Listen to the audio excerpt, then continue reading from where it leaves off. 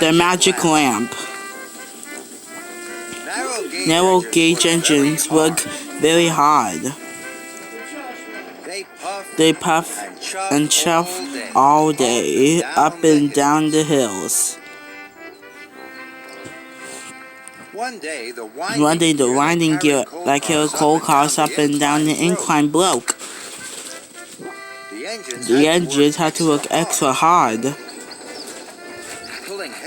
pulling heavy coal cars up and down the long steep track, until at the end of the day he could ease the aching axles. Choo-choo. That evening, Thomas popped into the transport yards. All the narrow gauge engines were there. Thomas was delivering steel winches and wires to repair the broken incline. Wizard Thomas Who Rusty Scarwelly's telling us a story from the hills. Long ago, began Scarwelly, there was an old engine called Proteus. His lamp phones were so bright you could see it for miles around. Proteus said it was a magic lamp. He promised that if any engineer ever find the lamp, their wishes would come true. How would you know it was Proteus's lamp? Asked Duncan. First, you feel a rush of wind, and whenever the lamp is near. So someone was going to Scarway proclaiming, and then you'll hear a strange clicking sound. And finally, he added, you see a flicker on and off and on. Peter Sam puffed proudly. I don't believe there's a magic lamp. Soon, all the steel winches and wire were loaded in Peter Sam's freight cars. I have work to do, Peter Sam. I'm a really useful engine, not a really silly one. The incline must be working by morning, so I won't be wasting my time looking for silly magic lamps, he tooted proudly. And he steamed quickly away. The moon was bright. Peter Sam huffed and puffed. The magic lamp I know wasn't true. It's just an old story and quite silly too. Peter Sam quickly cracked towards the junction. Suddenly, he felt a great rush of wind.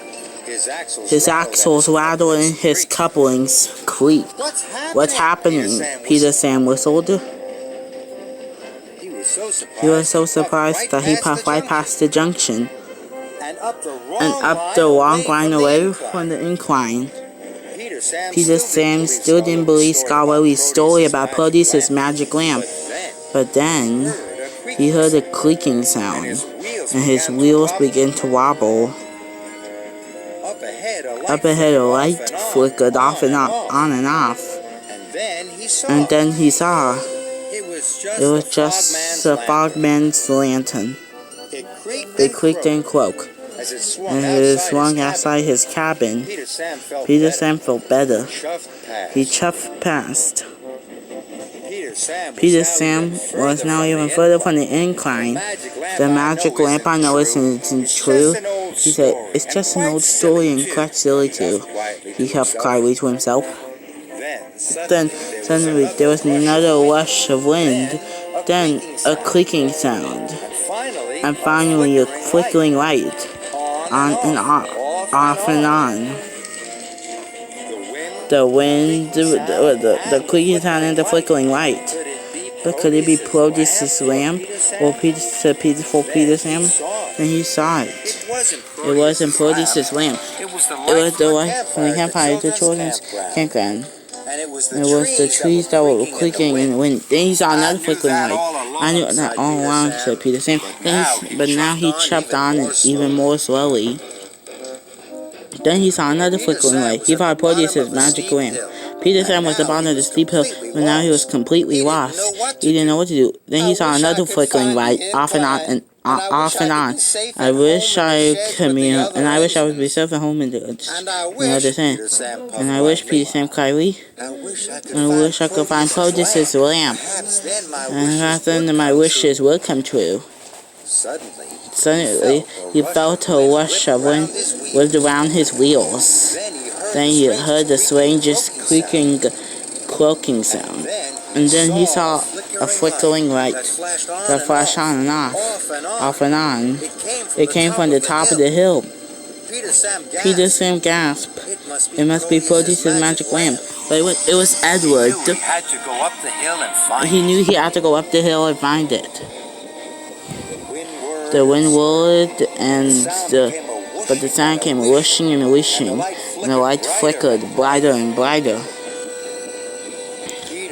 Peter Sam popped to the top of the hill, and there was Harold and the helicopter and Edward. His blade made wind and roared and stuff, and Edward broke him down. The sound reached out to Harold's blades turned, and Harold's bright light flickered on and off and on. Peter Sam was very surprised. Harold and Edward, he gasped. Hello, said Edward and Harold. We were dropping off packages for the hill farm. I'm lost, Peter Sam said. I'm going to be very late to deliver the witches and lights. Edward said, don't worry, Hero and James are coming to rescue me. And don't worry, Harold will show you the way.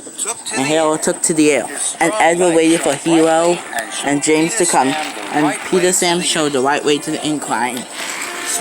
Suddenly, James and Hero arrived to take Edward to the repair yards. Later on his way home, Peter Sam couldn't stop thinking about what had happened. Maybe, Peter Sam cried, you don't have to see the magic lamp.